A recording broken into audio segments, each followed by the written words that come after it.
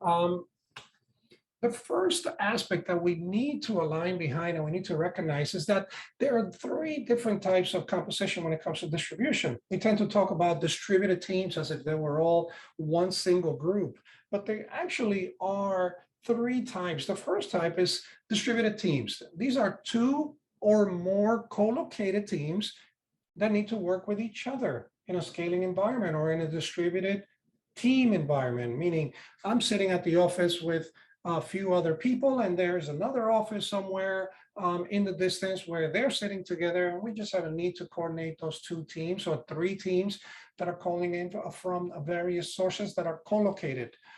The second composition is this one that is more common in today's world, and that is the distributed member composition, where everyone is actually joining in from a remote location.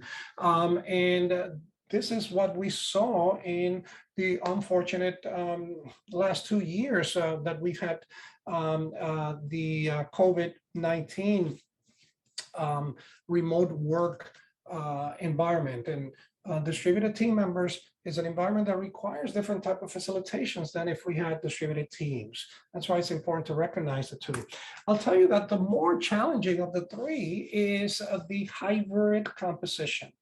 The hybrid composition where we have some team members that are completely remote and others that are co-located, and now we need to make the combination work.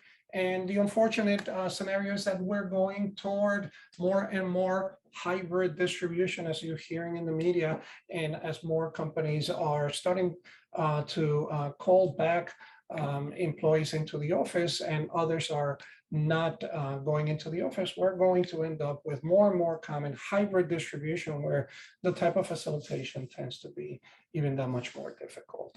Okay? So three types of composition: distributed teams, distributed team members, and hybrid distribution. When it comes to distributed environments, when it comes to remote work, the main challenge is this area of communication. The Allen curve from Professor Thomas Allen back in the 1970s had an astounding discovery, and that is that the further we are from the other individuals that we're trying to communicate with, the less frequent we communicate.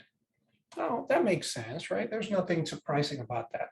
The surprise was that as little as 60 feet starts to create a difference in how we communicate. So even when we're co-located, sometimes we might be in different areas of the floor. We might be in different floors.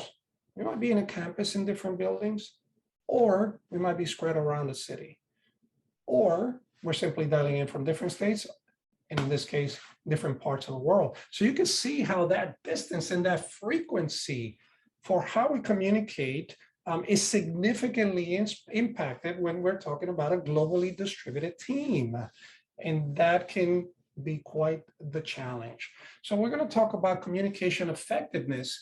And what we see are the types of communications that involve the documentation, the passive, let's call them the cold type of ways of communicating, such as documents, how we used to do it back in the day, when we used to write these thick document feature requirements that we had to interpret, and that book was thrown in our desk and we had to break that apart.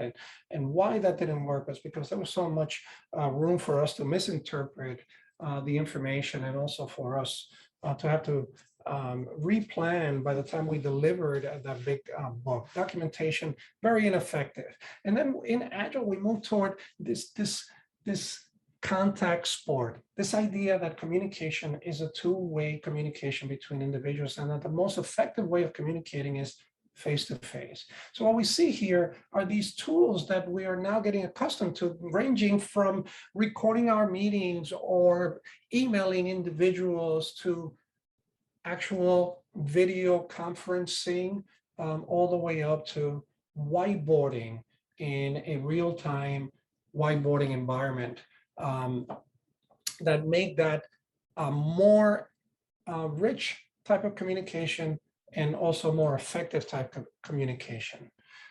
If any of you have heard of the the 73855 rule, which says that 7% of all communication is verbal.